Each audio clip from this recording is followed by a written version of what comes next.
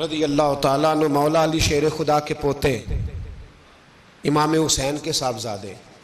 سیدہ پاک کی پیاری نسل، امام زین العابدین گھر میں نماز پڑھ رہے، ذرا غور کرنا بات پہ، گھر پہ نماز پڑھ رہے تھے،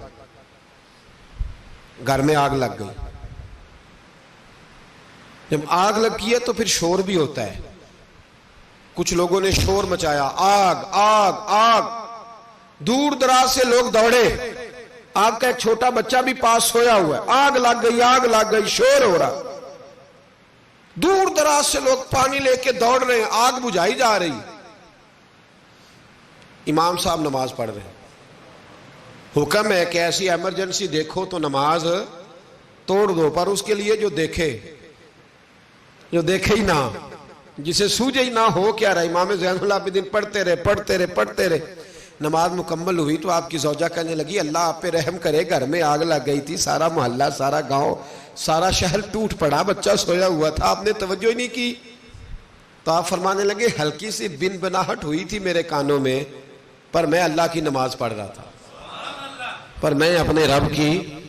میں اس کی نماز پڑھ رہا تھا، تیرے عشق کی انتہا چاہتا، تیرے عشق کی انتہا چاہتا، تیرے عشق کی انتہا چاہتا، میری سادگی دیکھ کیا چاہتا ہوں، ذرا سا تو دل ہے مگر شوخ اتنا، وہی لن ترانی سنا چاہتا ہوں، مجھے کیا خبر ادھر کیا ہو رہا، ادھر میں تو اس کے ساتھ میرا تعلق تھا،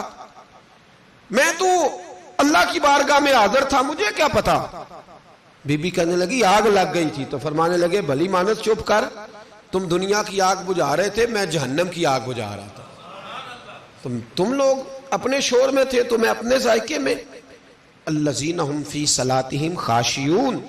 فرمایا یہ لوگ اپنی نمازوں میں عاجزی کر دل لگا کے کرتے ہیں جو کرتے ہیں۔ وہ بڑی خوبصورت مثال ہے، حضرت رومی نے لکھی ہے، بڑی مشہور بھی ہے۔ ایک نمازی نماز پڑھ رہا تھا، میری طرح کا نمازی، مجنوں اس کے آگے سے گزر گیا، لیلا کے گھر جا رہا، تو نمازی اتحیات پہ تھا، اتنی دیر میں اس نے بھی نماز مکمل کر لی، تو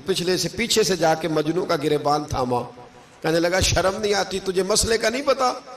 نمازی کے آگے سے نہیں گزرنا چاہیے؟ تو کہنے لگا یار معاف کر دو، مجنوں کہنے لگا معاف کر دو، غلطی ہو گئی،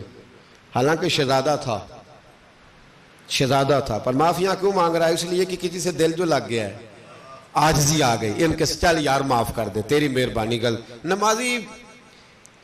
نمازی ناراض نہ ہو جائے، نمازی بڑے ڈاڈے ہوتے ہیں، کئی دفعہ بڑے سخت ہوتے ہیں، نمازی تھا بڑا پکا، تو وہ کہنے لگا نہیں، نماز خراب کر دی تو نے، تجھے پتہ نہیں آگے سے نہیں گزرنا چاہیے، اور ویسے بھی زمانے کا رواج ہے، جو معافی مانگ لے لوگ سمجھتے ہیں بزدل ہے، یہ بھی بڑا مسئلہ ہے، آپ تھوڑا سا کہہ دیں کہ جب دیکھی جائے گی جو ہوگی، لوگ سمجھتے ہیں نہیں ہے دم خم، معافی مانگ لے سامنے والا بگڑ جاتا ہے، الا ماشاءاللہ، لیکن اس کا مطلب یہ نہیں کہ ہم معذرت کرنی چھوڑ دیں، وہ اگر بری عادت پہ ہے تو ہم نے اپنی اچھی عادت کو